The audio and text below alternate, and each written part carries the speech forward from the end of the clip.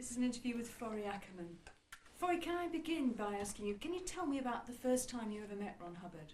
Yeah, I think it was about 1938. I was in a second-hand bookstore on Hollywood Boulevard near Western, and before I could pay out, there was a dramatic-looking young redhead was enthralling the proprietress, telling her that he had just got a world record for gliding.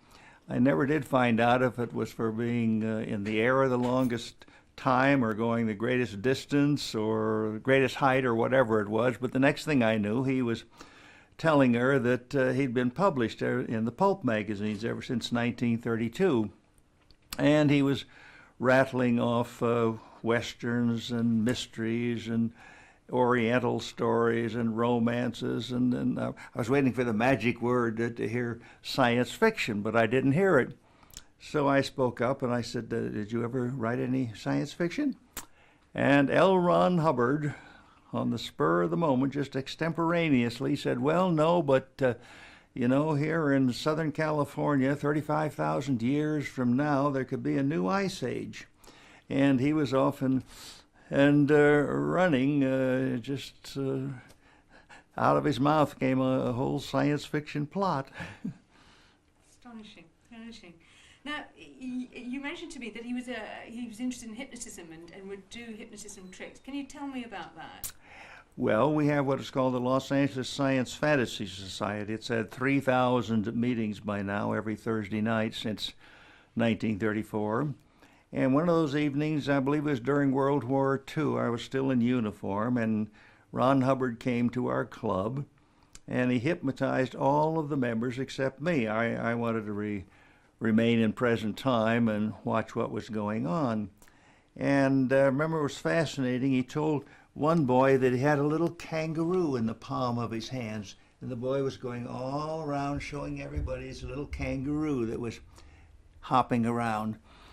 Then he told this youngster, he said, I'll bring you up to present time, and if I just scratch the tip of my nose, you'll go instantly asleep. Well, I was standing behind the boy, and everybody was clustered around Ron, and his nose actually itched. And the kid went deep asleep. Fortunately, I was right behind him. He fell into my arms. Then he told this youngster, he said, now in a couple of minutes you'll go over to the phone on the wall. Actually, there wasn't even a phone on the wall, but he said someone will be making you a fabulous offer of a brand new Cadillac. And no matter how wonderful the offer, you will keep coming up with reasons why you can't accept it. So we all tried to keep a straight face, and eventually the kid went over and picked up an imaginary phone. And I guess in his mind's ear he heard saying, we have this top-of-the-line Cadillac only has 5 miles on it, and you can have it for $400. And the youngster said, oh, that sure is a bargain, but gee, you know, I only have $200. Oh, I could have it for $200? Well, I do have $200, but you see it's in the bank. That's my next month's rent, so I couldn't let that. Oh, I could have it for free? Oh, my mother always told me to beware of strangers, you know. Apparently this went on and on and on. I mean, for all I know, the imaginary voice was finally offering him money to take it off his hands, but he kept coming up with reasons why he couldn't accept it. Now, some years later, Ron turned his back on all that. He didn't believe that parlor games with hypnotism was really the proper use for it. It sounds, just listening to them, it sounds like he quite enjoyed making fun of people. And did he? Was that true? Well, on the basis of that evening, yes, with the club, he kept everybody in gales of laughter. Now, I want to move on now to years later when you actually became his agent, and he told you about this amazing book that he'd written. Tell me what he told you about the book and what he said would happen to people who read it, and, you know, this is Excalibur. Yes, well, there were a couple of potential publishers, and I had taken Ron up to see them, and they were discussing they were going to bring back into print some of his earlier works. And he drove me home to my apartment in an old rattletrap of a car, and he was the only human being on earth I ever encountered who was chewing tobacco. he would be driving and he would take a chew of tobacco, and then he would open the door, and with one hand on the wheel, he would squirt on the asphalt. And I often thought if they could only find those squirts, they could cut them out and put a votive candle in front of them and worship the ground he spat upon. He got me to my apartment about 5:30 in the morning, and he told me the following tale, which I repeat more or less like a tape recorder. He said that during some military skirmish, he had died on the operating table. And he rose in spirit form, and he looked at the body that he had previously inhabited, and he shrugged the shoulders he didn't have anymore, and he thought, well, then where do we go from here? Off in the distance, he saw a great ornate gate, and it looked kind of interesting to him, so he wafted over to it, and the gate, as they do in supernatural films, just opened without any human assistance.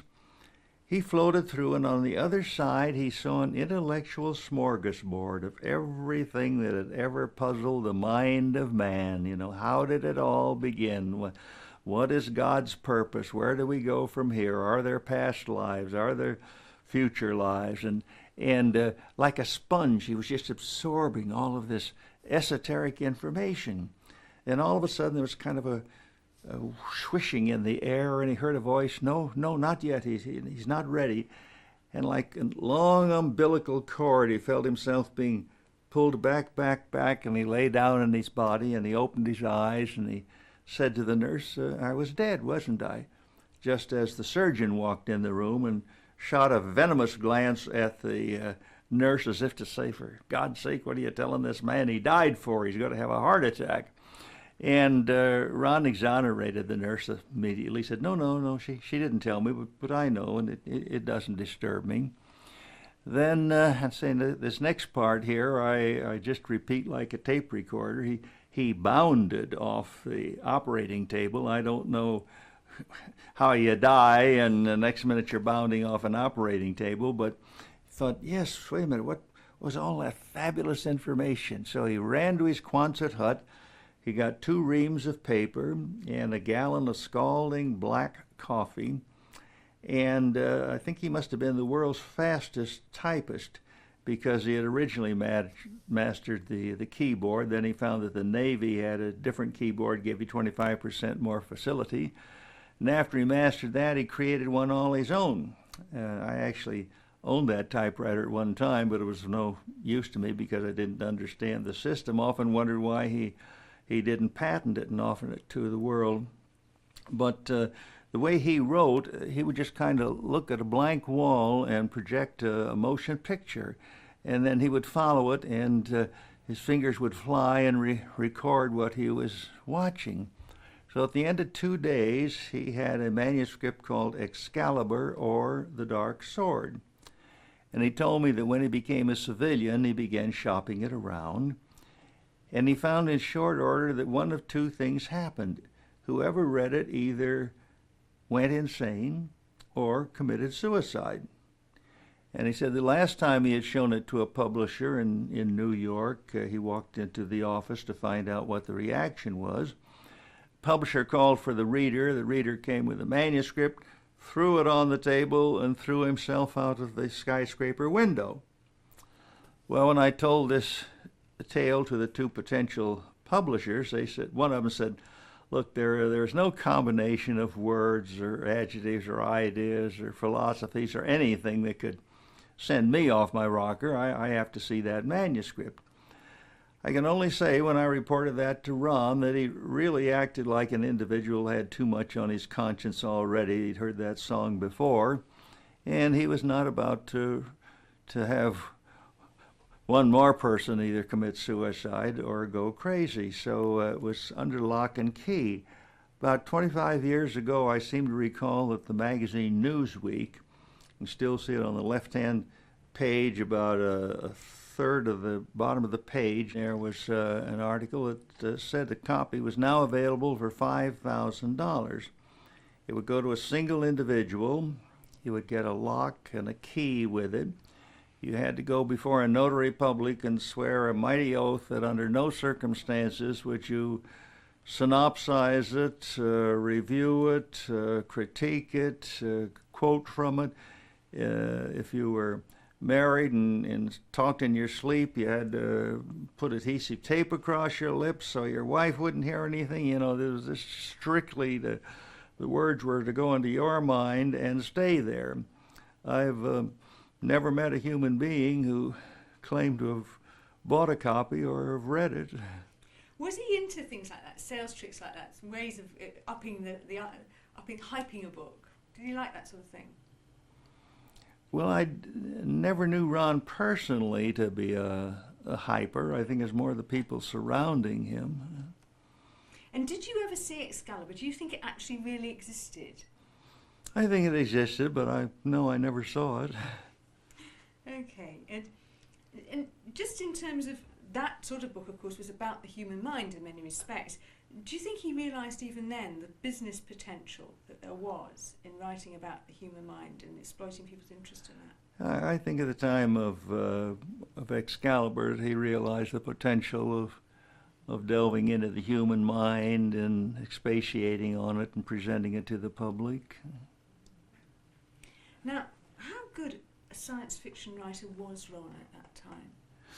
Well, frankly, I feel that Ron has been blown out of proportion as a science fiction author, even though I was his agent and happy to sell stories for him.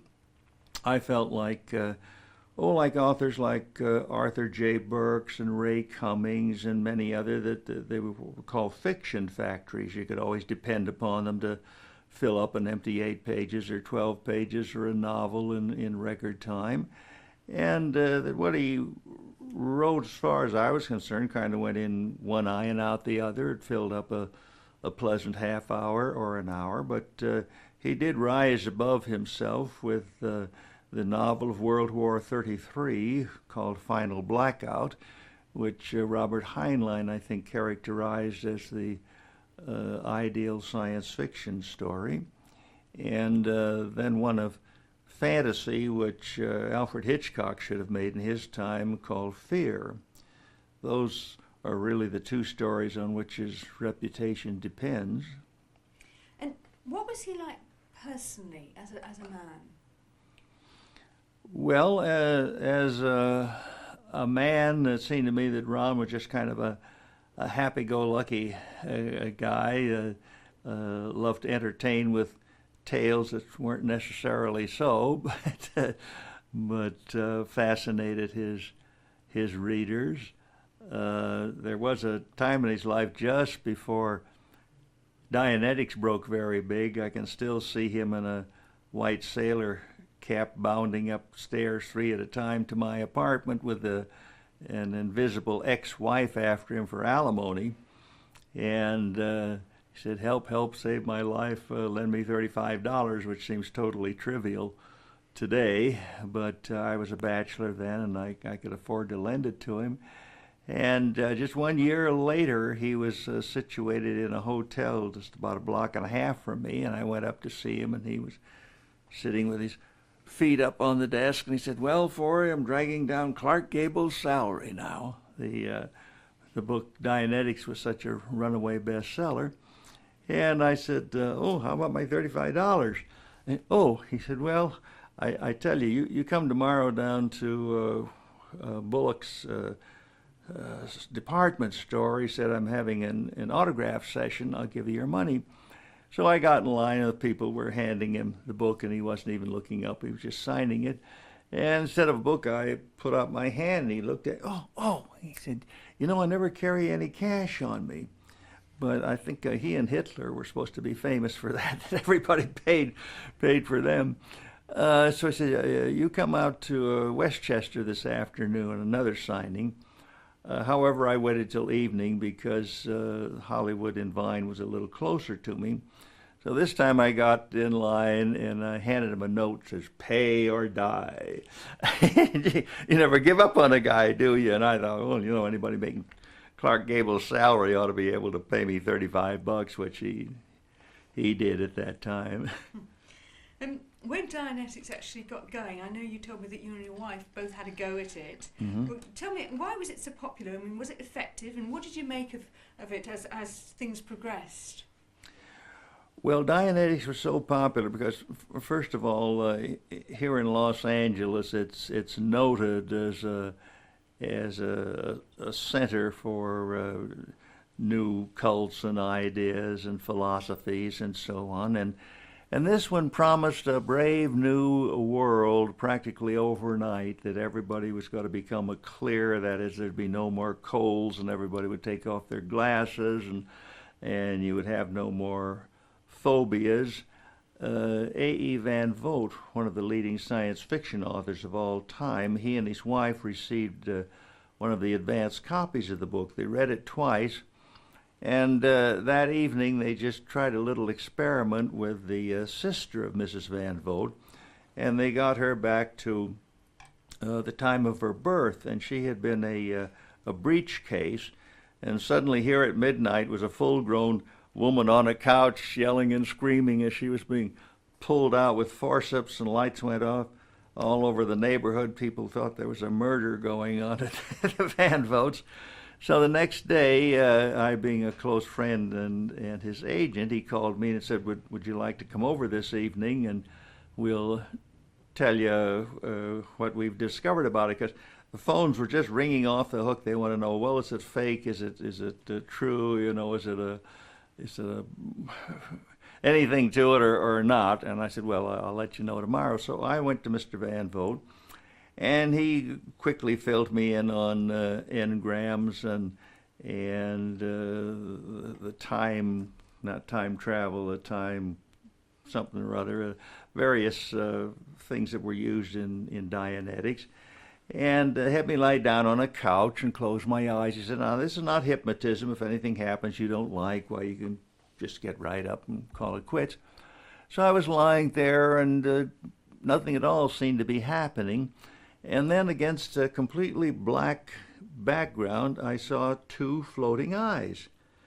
And I said, well, I see these, they sort of look like Peter Lorre's popping eyes. I said, popping eyes, popping eyes. And I'm inclined to shorten everything. Science fiction became sci-fi in my world. And the next thing I knew, instead of popping eyes, I was saying poppies, or pop eyes. And then pop eyes melded into poppies. And when I was in high school, we had learned a poem of World War I. In Flanders field the poppies grow, by the crosses row on row. Well, my dear brother had got up in London, 1945, not quite 21 years old, New Year's Day, and wasn't alive that night. And at the time, it just put me kind of into a shock. I thought if that happened, I would fall on the floor and weep and wail and not eat for a week and be inconsolable and so on. I was kind of surprised that nothing happened. But now, under the spell of Dianetics, I felt myself right standing beside my brother's grave with the poppies. And now all the sorrow within me welled up, and I was crying, and Dianetics felt that it was very good to get these things off your system. So we got the book, and I had a fear of dogs when I was about a little 2-year-old boy. I'd just been sitting on the lawn, and the next door neighbor's dog had come bounding over, I suppose, all very happy. But at that point, the dog was as big as the 2-year-old me. It's like, if a 6-foot dog would come bounding at you now. And he jumped on me and knocked me over and put a terror of dogs into my system. And my wife and quite quickly got rid of all that. I've lived to be in a home petting a lion. So we found that the two people could just read the book and follow some sensible instructions and get some actual value out of it. So just picking up from where we were, Forrest, tell me about, what did you make of all the past lives stuff? Well, originally the end-all and be-all of Dianetics was to get back into the prenatal period when the fetus could be knocked unconscious and could pick up various unsatisfactory wordage around it. A time came when there was the first Dianetic person who felt they were some kind of a wriggly little thing, and they were trying to reach a big orange ball. And somebody said, "Well, my God, you were a sperm. You know, that was the creation dream." So suddenly you were nobody until you'd had the sperm situation. And then there was the first person who popped into the end of their last life, and they were drowning or they were dying of diabetes or whatever it may be. But suddenly you were nobody. Oh, I've been back 3 lives, you know. I've been back 7, you know. I was in the time of Pharaoh. Well, when it got back to the individual who was a clam lying on a primordial seashore with a grain of sand irritating a pearl inside it, I decided that was as far back as I wanted to go, and I just departed from Scientology altogether. Just to sort of sum it up, what was it really? Why was it so popular? Well, Dianetics was so popular because it promised a brave new world of everybody cleared, no more colds, no more eyeglasses, cured me of a fear of dogs, and my wife worked on a young lady who had been 3 years under psychiatrist care, and inside of 3 sessions she got rid of what was disturbing her. And it was just kind of seemed like it opened up the whole world for everybody to become perfect human beings. That's great. Now, you were at Shrine Auditorium for the big presentation. What happened there, and how did people react to what happened? Well, the presentation of the first clear had started earlier in the day when Life magazine came and interviewed this young lady.